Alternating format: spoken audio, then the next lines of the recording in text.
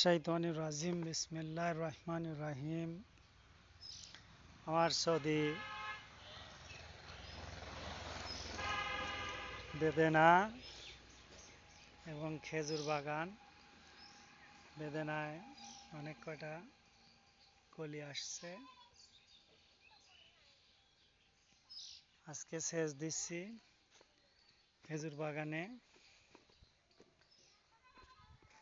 সেচ দিলে পরে দীর্ঘ 1 মাস পানির চাহিদা মিটে যাবে। সৌদি খেজুর এতদিন বেগুনের জমিতে এবং সিমের জমিতে ঢাকা ছিল। এখন সেচ দিয়ে দিলাম। সেচ দেওয়ার ফলে গাছগুলি তরতাজা হবে। এই গাছটা সিমের গাছের নিচে থেকে কিছুটা লালচে হয়ে গেছে, পানি যাচ্ছে, সেচ দিচ্ছি।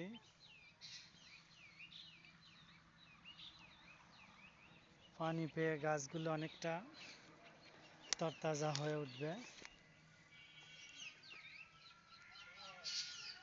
পানি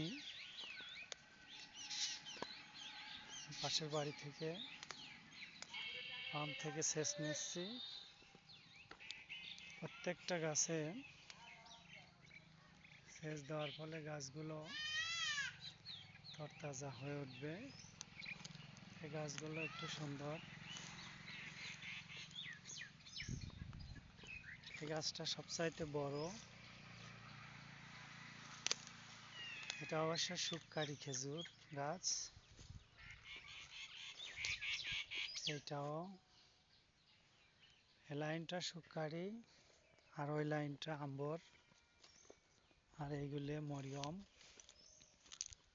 মোটামুটি গাছের কন্ডিশন বর্তমান ভালো আছে।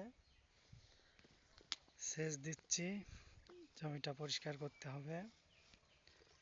আগে সাথী ফসল থাকার কারণে গাছগুলো ঢাকা পড়েছিল। এখন মোটামুটি সিম ছিল, সিম গাছ কেটে দিছি। এগুলো সিম। খেজুর গাছগুলো সুন্দর হয়ে উঠেছে সেচ দেওয়ার ফলে। এখন পর্যাপ্ত পানি এবং পর্যাপ্ত সূর্যের আলো পাবে, গাছগুলো একটু ভালো হবে।